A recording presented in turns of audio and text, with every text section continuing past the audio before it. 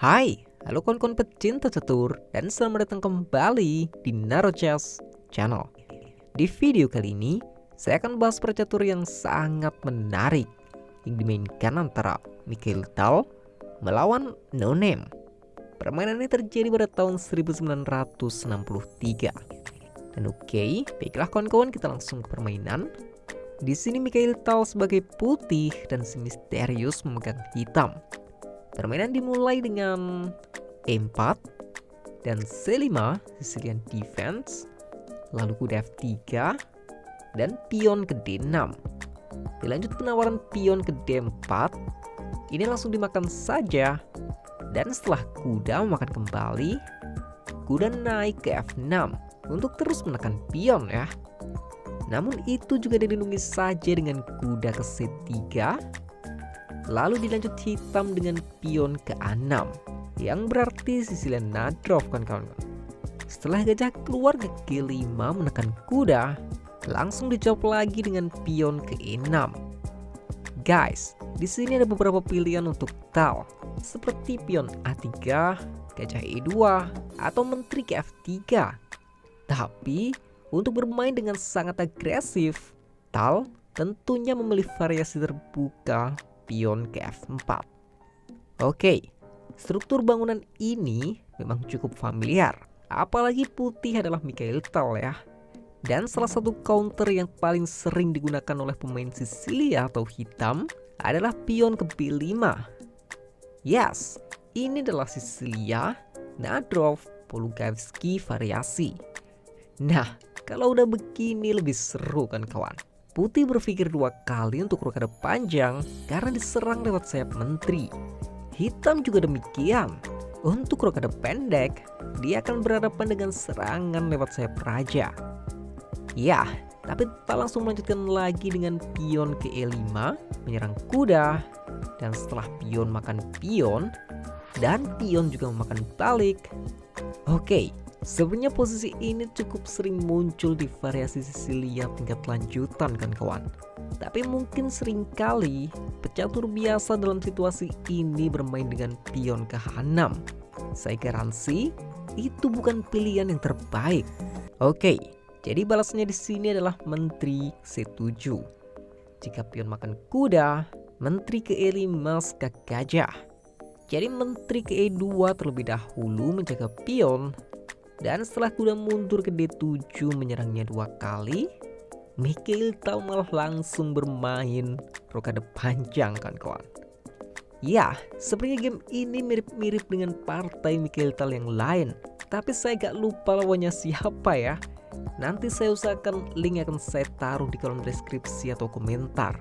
Tapi baiklah, saya akan tetap coba analisis posisi ini lagi. Di sini jika kuda memakan pion di E5, maka kuda D akan memakan pion di B5 menyerang menteri. Lihatlah, benteng dan gajah udah siap bekerja sama untuk mengancam skakmat di D8. Jadi menteri harus menjaga petak itu. Ya, tapi jika pion makan kuda, bukan menteri makan balik, tapi menteri juga makan kuda. Udah saya katakan, menteri makan adalah skakmat. Dan jika menteri masih melindungi di petak B6, sebuah gerakan brutal, menteri makan kuda. Mengorbankan menteri sekaligus menyerang menteri guys. Yes, menteri makan memang skakmat. Tapi bagaimana jika benteng yang memakan menteri? Ini tentu akan langsung berakhir karena gajah makan pion B5, skak. Jelas jika gajah menutup makan balik adalah skakmat. Jadi pilihan terakhir hanya menteri makan gajah. Jebakan rumit dari Mikhail Tal udah sukses penuh. Benteng ke D8, skakmat. Ya, sebenarnya saya udah pernah menganalisis posisi ini guys. Jadi ini mungkin hanya pengulangan. Ya, dan oke, kita kembali ke permainan.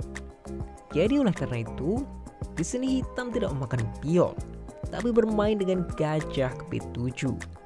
Nah, di partai yang lama, Mikhail Tal di sini memainkan menteri ke G4, diikuti dengan gajah ke D3. Tapi ini justru lebih brutal lagi, karena Mikhail Tal langsung makan pion di E6 mengorbankan kuda. Nah, apa kalian tahu tujuan dari pengorbanan ini? Yap, tujuannya bukan jika pion makan kuda, lalu menteri bisa melakukan skak. Bukan, tapi kita udah lihat bersama di analisis tadi. Mikhail Tal hanya akan berusaha fokus untuk membuka serangan kombinasi gajah dan bentengnya ini. Tapi baiklah, setelah pion memakan kuda, sekarang baru menteri ke G4 kawan-kawan. Ancamannya sangat jelas menteri makan pion skakmat. Lalu bagaimana cara hitam merespon ancaman ini? Yes, hanya ada dua cara yang masuk akal. Tapi memainkan menteri ke C5, kita tahu sendiri ancaman benteng D8 akan sangat-sangat berbahaya. Atau jika menteri makan pion, gajah D3 diikuti benteng HKF1 akan lebih berbahaya lagi guys. Ya, Raja F7 tentu nggak mungkin, karena sama, tinggal korbanin gajah dan benteng HKF1. Oke, saya tahu ada dua petak yang menjebak juga, dan itu dimainkan hitam, menteri ke C6.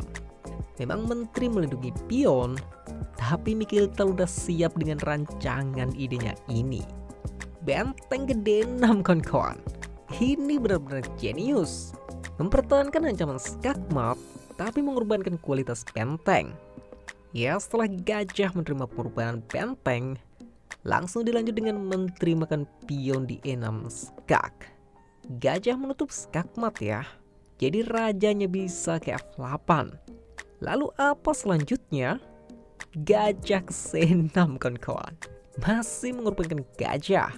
Dan tentu ini juga ancaman skakmat ya, karena nggak ada yang bisa dilakuin hitam selain kembali menerima pengorbanan Tal. Oke, ini jelas benteng ke F1 skak.